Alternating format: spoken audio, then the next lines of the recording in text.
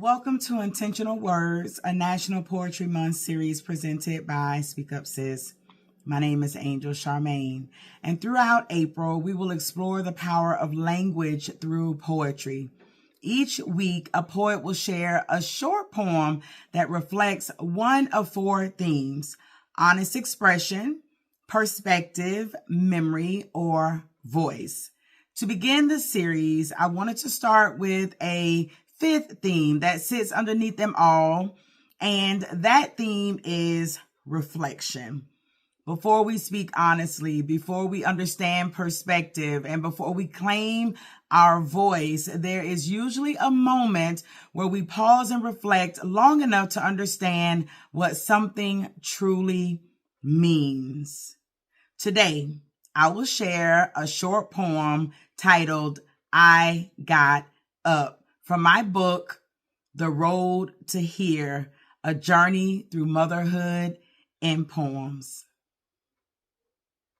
There was a day when I almost stayed in bed forever. Nobody knew it, not the neighbors, not the people at work, not the world that expects perpetually smiling mothers who are always steady and always strong.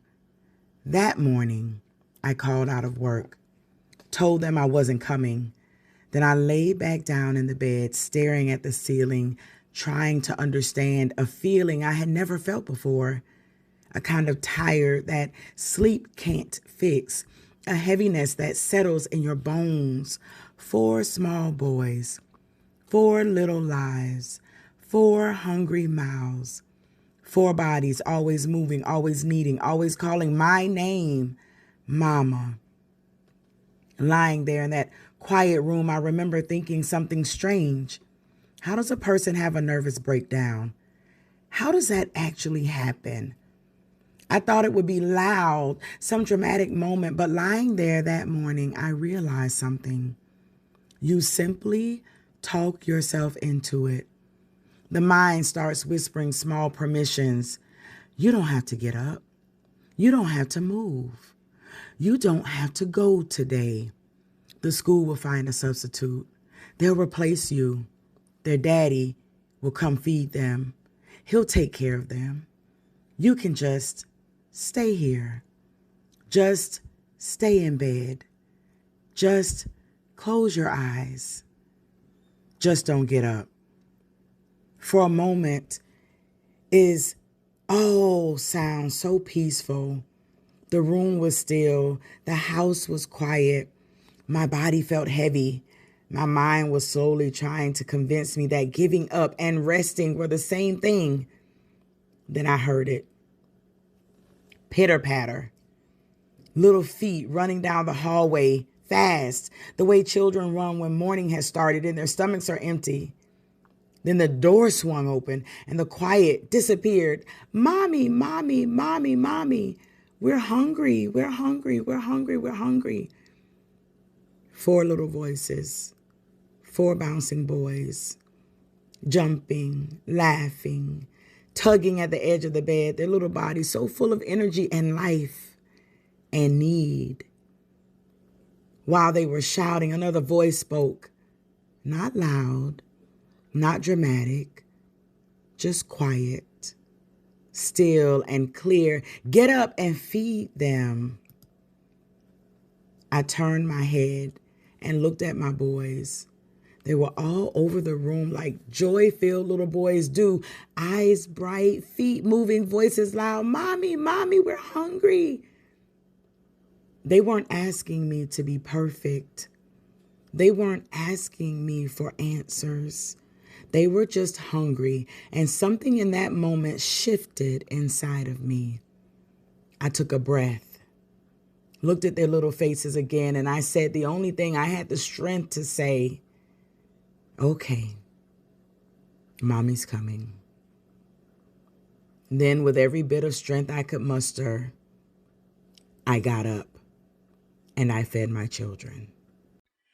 Thank you for listening to that piece. That poem reflects on a moment when I was in a difficult place emotionally, but something very simple pulled me back into the responsibility and love that motherhood requires.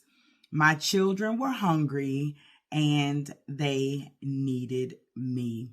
And sometimes reflection allows us to look back at moments that felt heavy or overwhelming at the time and recognize the meaning that's inside of them. So now let's take a look at reflection and what poetry does for language and communication.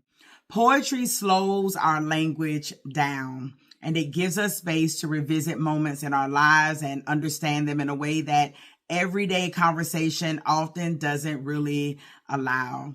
Reflection is one of the most important parts of thoughtful communication because it allows us to move beyond reaction and toward understanding. And when we reflect, we begin to see how ordinary moments shape who we become.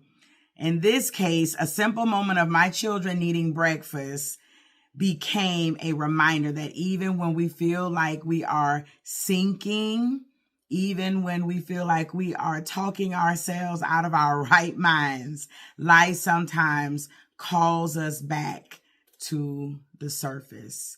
And reflection helps us to find meaning in those moments.